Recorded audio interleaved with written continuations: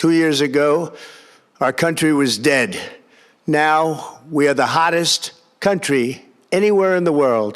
በአሜሪካ የፖለቲካ ታሪክ ውስጥ እጅግ አስከራሚና አነጋጋሪ ተብሎ ሊጠራ የሚችለው በትላንትናው ዕለት በካፒቶል የተካሄደው የፕሬዝዳንት ዶናልድ ትራምፕ የሀገሪቱ ሁኔታ ንግግር በአንድ በኩል በደጋፊዎቻቸው ዘንድ እንደ ታላቅ ድል ሲቆጠር፣ በሌላ በኩል ደግሞ እውነታን በፖለቲካዊ ፍላጎት የመተካት ስልታዊና መዋቅራዊ ችግር ያለበት መሆኑን በግልጽ አሳይቷል።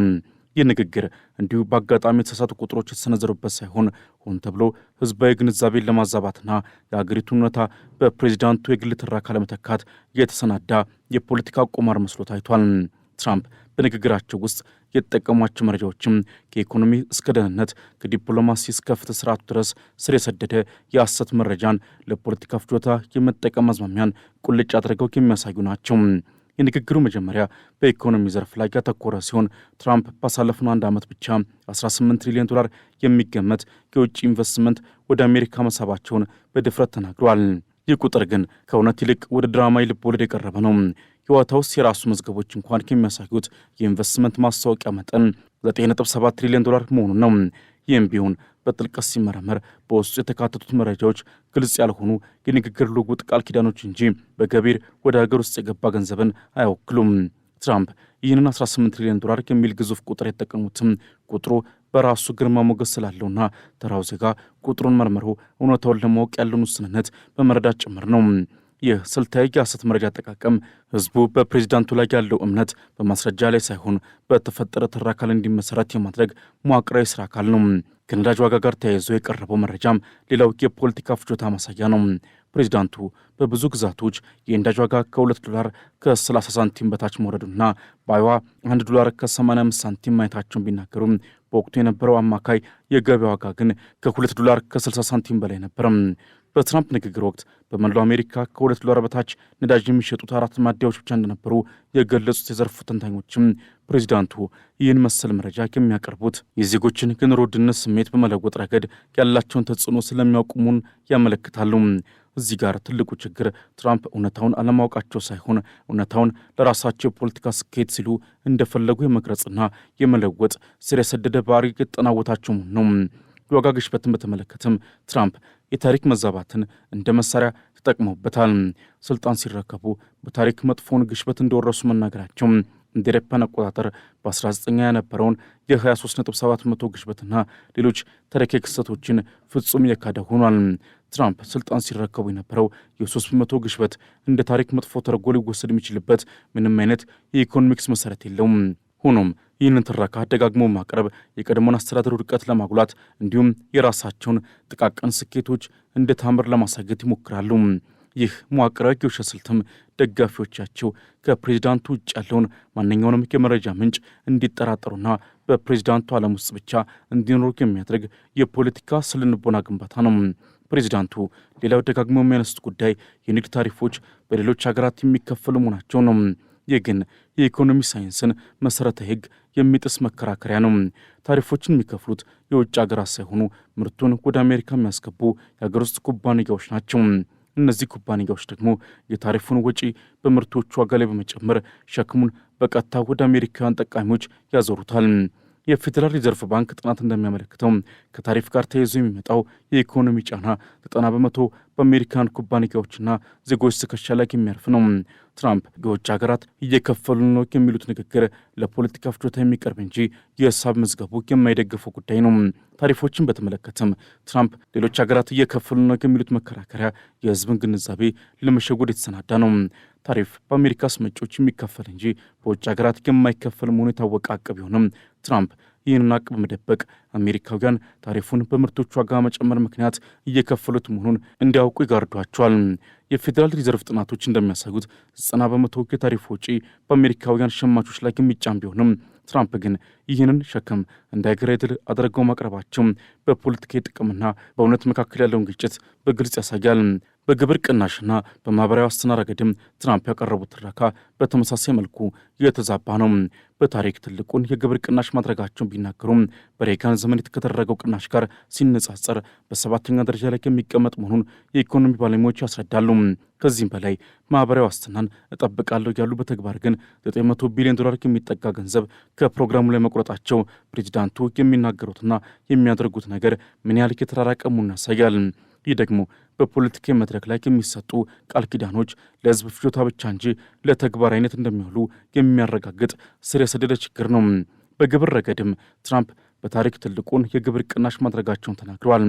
ባሳለፍነው ክረምት የፈረሙት ህግ ከፍተኛ የግብር ለውጦችን ቢያመጣም ከጠቅላላ የሀገር ውስጥ ምርት ጂዲፒ አንጻር ሲታይ ግን ከ1918 ወዲህ በሰባተኛ ደረጃ ላይ የሚቀመጥ እንጂ አንደኛ አይደለም።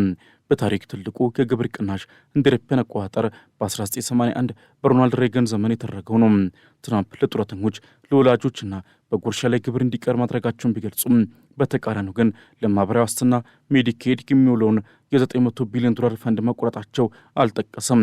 ይህ እርምጃ በ2034 7.5 ሚሊዮን አሜሪካውያን የጤና መድን ዋስትናቸው እንዲያጡ ሊያደርግ እንደሚችል የኮንግረስ በጀት ቢሮ አስጠንቋል። ማህበራዊ ዋስትናን ሁልጊዜ ይጠብቃሉ የሚሉት ፕሬዚዳንቱ በተግባር ግን በፕሮግራሙ ላይ ከፍተኛ ጫና ያሳድሩ መሆኑን መረጃዎች ያሳያሉ። በውጭ ጉዳይና በጦርነት ዙሪያም ትራምፕ ድራማ የሆኑ መረጃዎችን ሰንዝረዋል። በመጀመሪያዎቹ 10 ወራት 8 ጦርነቶችን አቁምኩ ማለታቸው ለዚህ ትልቅ ማሳያ ነው። ትራምፕ እንደ ጦርነት ከቆጠሯቸው ጉዳዮች መካከል በግብፅና በኢትዮጵያ መካከል በአባይ ግድብ ምክንያት ያለውን ዲፕሎማሲ ውዝግብ ይገኝበታል። ነገር ግን ይህ ውዝግብ ዲፕሎማሲያዊ እንጂ በሁለቱ ሀገራት መካከል የተደረገ ጦርነት አልነበረም። ትራምፕም ያስቆሙት ጦርነት የለም። በሰርቢያና በኮሶቮ መካከል እንዲሁም በኮንጎና በሩዋንዳ መካከል ያሉ ግጭቶችን ቢሆኑ ትራምፕ እንዳሉት ሙሉ በሙሉ ያበቁ አይደለም። በተለይም በኮንጎ ያለው ግጭት ትራምፕ ስምምነት ካስፈረሙ በኋላም የቀጠለ ሲሆን በጋዛም ቢሆን ጦርነቱ በዝቅተኛ ደረጃ ቢቀጥልም ሙሉ በሙሉ አልቆመም። ትራምፕ 8 ጦርነቶችን አስቆምኩ ማለታቸው የግጭት ማስታገሻ ጥረቶችን ሁሉ እንደ ድል አድርጎ የመቁጠር ዝንባሌ መገለጫ ነው። በውጭ ጉዳይ ረገድም ትራምፕ 8 ጦርነቶችን አስቆምኩ ማለታቸው የዓለምን ውስብስብ ፖለቲካ ወደ ቀላልና የተሳሳተ ተራካኪ መቀየር ዝንባሌያቸውን የሚያሳይ ነው። በኢትዮጵያና በግብፅ መካከል ያለውን የአባይ ግድብ ውዝግብ እንደ ጦርነት መቁጠራቸውና እኔ ያስቆምኩት ማለታቸው ለዲፕሎማሲያዊ ጥረቶች ያላቸውን የተዛባ ግንዛቤ ከማሳየቱም በላይ የሌሎችን ሀገራት ሉዓላዊነትና ነባራዊ ሁኔታ ለራሳቸው የፖለቲካ ጀግንነት ሲሉ ዝቅ አድርገው እንደሚመለከቱት ማሳያ ነው። በኮንጎና በሩዋንዳ መካከል ያለው ግጭት የቀጠለ ቢሆንም ትራምፕ ግን በንግግራቸው ውስጥ ሰላም እንደሰፈን አድርገው መናገራቸው በዓለም አቀፍ ደረጃ አሜሪካ የምትጫወተው ሚና በተሳሳተ መረጃ ላይ ለመገንባት ያላቸውን ፍላጎት ያሳያል። ከኒውክሌር ድርድርና ከኔቶ ጋር በተያያዘም ትራምፕ ያቀረቧቸው ቁጥሮችና መረጃዎች በሙሉ በአንድ አቅጣጫ የተቃኙ ናቸው። ኢራን የኒውክሌር መሳሪያ እንደማትሰራ በቃሏ አልተናገረችም ማለታቸው የኢራን ባለሥልጣናት በአደባባይ የሰጧቸው መግለጫዎች ሆን ብሎ የመካድ ተግባር ነው። እንዲሁም ኔቶን በተመለከተ አሜሪካ ለብቻዋ ሁሉንም ወጪ ትሸፍናለች የሚለው ንግግር አባል ሀገራቱ የሚያደርጉትን አስተዋጽኦ በማሳነስ አሜሪካን እንደ ተበዳይ ራሳቸውን ደግሞ እንደ ብቸኛ ታዳጊ አድርጎ የመሳል ስልት ያካሄድ ነው። ይህ የኔ ብቻ ተራካ አሜሪካን ከዓለም አቀፍ ሀገሮቿ ጋር ያላትን ግንኙነት የሚጎዳ ቢሆንም ለትራምፕ ግን የአገር ውስጥ ደጋፊዎቻቸውን በብሔርተኝነት ስሜት ለማነሳሳት ትልቅ መሳሪያ ሆኑላቸዋል። ስለ ኢራን ኒውክሌር ጉዳይም ትራምፕ ኢራን የኒውክሌር መሳሪያ እንደማትሰራ በቃሏ አልተናገረችም ሲሉ መደመጣቸው አነጋጋሪ ሆኗል። ሆኖም የኢራን ባለሥልጣናት በአደባባይና በተለያዩ መድረኮች ኒውክሌር መሳሪያ እንደሚያመርቱ በተደጋጋሚ ሲናገሩ ተደምጧል። የኢራን የውጭ ጉዳይ ሚኒስትርና ፕሬዚዳንቱ በተባበሩት መንግስታት መድረክ ሳይቀር ሀገራቸው የኒውክሌር ቦምብ የመስራት ፍላጎት እንደሌላት በግልጽ አስታውቋል። ትራምፕ በቃላቸው ላይ ጥርጣሬ ሊኖራቸው ቢችልም በጭራሽ አልተናገሩም ማለታቸው ግን ካለው መረጃ ጋር የሚቃረን ነው። ወደ ኔቶ ስንመጣም ትራምፕ አሜሪካ ለድርጅቱ ወጪ አብዛኛውን ትከፍላለች የሚለውን የተለመደ ቅሬታቸውን አንስተዋል። እንደ አውሮፓውያን አቆጣጠር በ2024 አሜሪካ የኔቶ የመከላከያ ወጪ 63 በመቶውን ትሸፍን እንደነበር እውነት ቢሆንም አጠቃላይ ወጪውን አሜሪካ ነው የምትሸፍኑ የሚለው ንግግር ግን የተጋነነ ነው። እንዲሁም ሌሎች የኔቶ አባላት የአገር ምርታቸውን 5 በመቶ ለመከላከያ እንዲመድቡ የተደረገው ስምምነት ገና ወደ ተግባር ያልገባና አባል ሀገራቱም እስከ 2035 እንዲፈጽሙት የተሰጠ የጊዜ ገደብ ነው። በአሁኑ ወቅትም የትኛውም የኔቶ አባል ሀገር አሜሪካንን ጨምሮ 5 በመቶ ለመከላከያ እየከፈለ አይደለም። በሀገር ውስጥ ደህንነትና በወንጀል ረገድም ትራምፕ በዋሽንግተን ዲሲ ብሔራዊ ጥበቃን ካሰማሩ በኋላ ከተማዋ በጣም ደህንነቷ የተጠበቀ ሆናለች ብለዋል።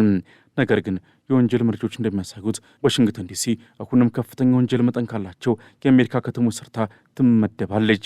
ምንም እንኳን ወንጀል ቢቀንስም ይህ ቅነሳ የታየው ብሔራዊ ጥበቃ ከመሰማራቱ በፊት ጀምሮ እንደነበር ኤክስፐርቶች ይናገራሉ።